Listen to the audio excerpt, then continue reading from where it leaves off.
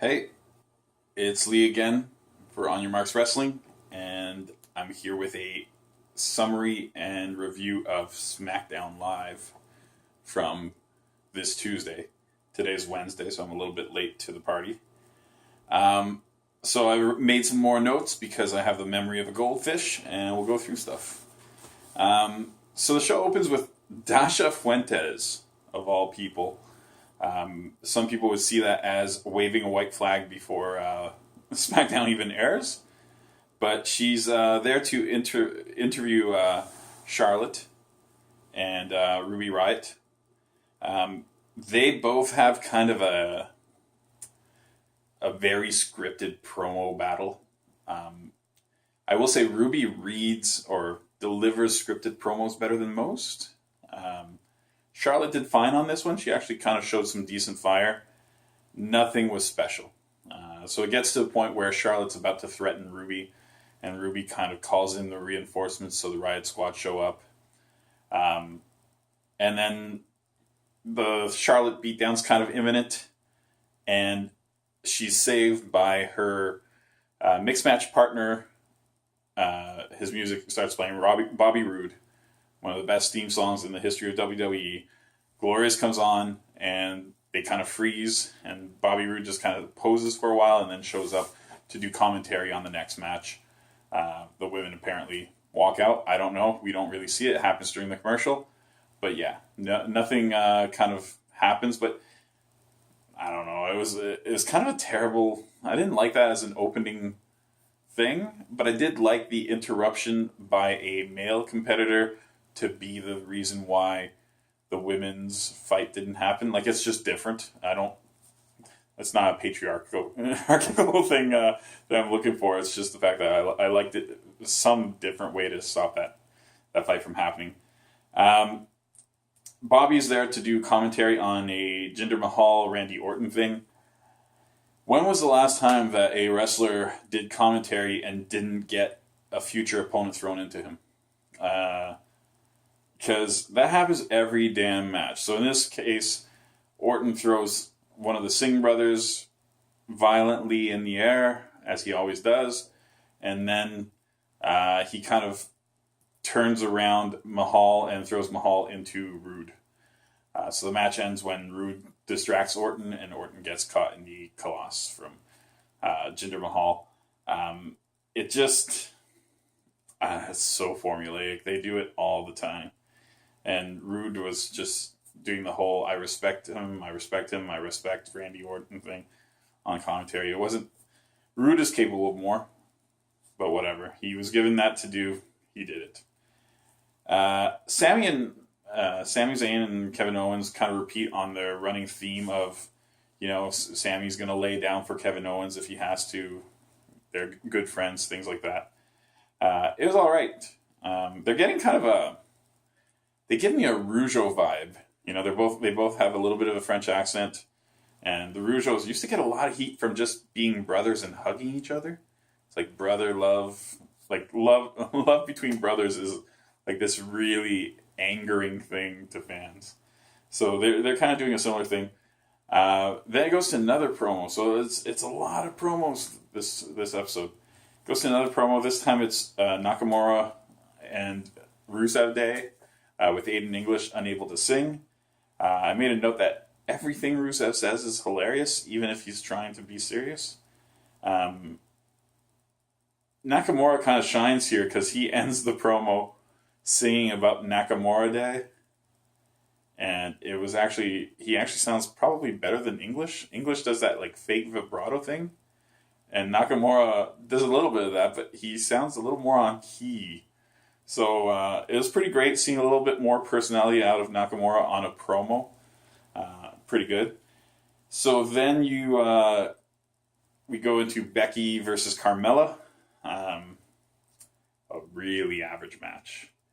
And then there's one moment where it seemed like it might get interesting. Becky was in a very precarious position, and it looked like Carmella was about to hit her. And they went backstage to focus on Naomi watching television in a completely unnatural way. And it's not the angle, like usually they're at that really weird, like 30-degree angle to a TV and just nodding. But like Naomi's doing hand movements and just like really watching, and you don't even see the TV, you just see her doing this like really weird, aggressive hand move. Not aggressive, I don't think that's fair. Just overacted hand movement. And it just makes you wonder, like, have any of these WWE people ever watched TV? Like, you can just watch TV. Just look focused on watching TV. So yeah, the match ends. Becky wins. I don't like she. It was kind of a cool transition into the disarmor because it looked like Carmella had a pretty nice advantage. Then you're treated to a promo between Naomi and Natalia, and whew, I can't stand either of them in terms of promos.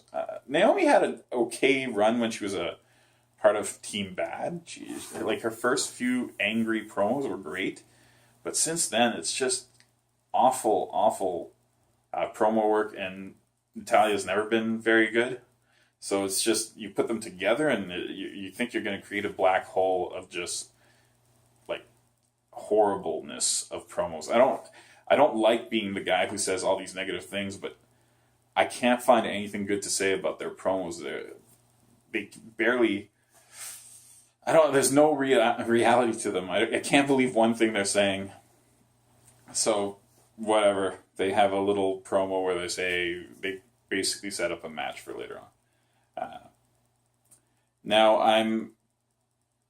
Next up was AJ Styles. So the last, AJ Styles was a big part of this episode. So AJ Styles comes in and he cuts I thought a pretty decent promo, talking about John Cena having a big mouth and kind of overstepping his bounds and AJ Styles wanting to fight Nakamura at WrestleMania, which is what everybody wants. So he kind of says we, saying he's a wrestling fan too, and he and the fans all want the same thing. Dolph Ziggler comes in and cuts his usual "the fans don't deserve, me" and all this stuff promo, but for some reason he was better this time than usual, which is strange. But I actually really, really liked Dolph's promo, so I was pretty happy with that. My mouth is drying like crazy. I'm really struggling to talk right now, so I'm going to have some water shortly. AJ and Dolph decide to have their match early, and it was actually pretty good, as you should expect. They're both very good in-ring performers. Dolph doesn't do anything exciting, but he sells well, and AJ, everything he does is exciting, so it just works well together. Sami Zayn and Kevin Owens come in and they interrupt the match, basically beat them up, and then you hear Shane McMahon's money song, come on, and he comes out and he says, I'm not going to make a tag team match, which everybody would expect me to do. What I'm going to do instead is I'm going to create a fatal 4-way, but actually I'm going to switch it to a fatal 5-way, including Baron Corbin. So it's basically the exact same match we're going to get this weekend, but without John Cena. And I hate when they do that stuff. I really do. So they have this match, and it's actually quite fun. There's nothing wrong with it. It's basically them all trading finishers, and one theme in it was that AJ Styles wasn't necessarily getting any offense in, but he was playing really good defense. Like, he was the one who was breaking up the most potential near falls. So I thought that was kind of interesting. They each had their moment to shine, some more than others. And then you kind of get to near the end, and something's going to happen. So Kevin Owens and Sami Zayn kind of pair together to get rid of AJ Styles from the ring. And Kevin Owens is kind of regrouping in the corner, and Sami Zayn hits him with a great haluva kick and pins him for the 3. And obviously, It goes completely against what Sami Zayn has been saying for the past couple of weeks, and it means that basically Zayn and Owens are seemingly no longer friends, or this is going to be one of these weird things where they say, "Oh, you know what? I was just doing this one thing one time," but it sure seems like Sami Zayn's out for himself, because then Dasha comes out, so she opened and closed the show. She comes out to interview him, asks him a pretty simple question, and Sami Zayn Barry Bonds her and says, "That's a stupid question, but I'm going to answer it anyway," and kind of just claims that he's the most underrated superstar on the roster, and that he's the best, and all that typical stuff. Overall, this show was not very good, and I miss the days when SmackDown was clearly a lot better than Raw. Not only because it was just 2 hours, but because it was a tighter show. I find that, and you almost had like an us versus them thing where you were pulling for the SmackDown people versus Raw, and I think a lot of that was lost. There's two things that I think factored into that, and I'm seeing it more and more. But I think the first thing is that the superstar shakeup kind of diluted what was a Raw star and what was a SmackDown person. Before there was like that clear line, at least initially, and now it's like, well, is this a Raw person and John Cena bouncing between both is also kind of a factor in that that I was forgetting. So I guess there are three things. The other thing is that ever since SmackDown lost Talking Smack, as a fan at least, I feel disconnected. I used to really, really pull, like I cheered for Mojo Rawley, and I used to think Mojo Rawley was like the most boring person on earth, but I saw him on Talking Smack. He seemed like a legitimately nice guy, and I started pulling for him. They don't have that anymore. They don't have that vehicle. They have, some people have their own kind of social media, but even that's curated now.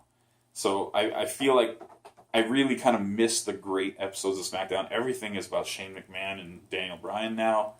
Like, even in this one, while they tried not to make it about them, Shane McMahon still was there for the last match, modifying it, putting people in a different position. So I don't want to say it was awful, but it was a pretty bad episode of SmackDown. One of my least favorites of at least 2018, and it hasn't been a very strong year. I guess that's my review. Stronger week for Raw this week, but not that much stronger. This is the go-home show, so we did set up a bunch of matches for Fastlane. We'll probably do a predictions video later on.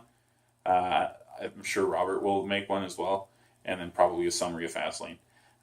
What a busy time for wrestling and other things as well right now. So I apologize if things are coming through a little bit slower. Very busy week at work, plus had other things kind of on the go. Going to a concert tomorrow, things like that. So quite delayed, but we will get as much content out there. It's not, it's a young channel, so it won't always be perfectly organized, but we're going to try to get as much stuff out there, and hopefully we'll find our legs and kind of get into a groove and eventually have a little more slick presentation. I did get some equipment, so this shadow situation you're seeing right now might very well be fixed shortly. I do have slightly better lighting coming. I actually have a lot better camera equipment and sound equipment too, but I kind of like doing it this way. It's a lot easier. So anyways, thanks for watching. We'll have more content for you very shortly.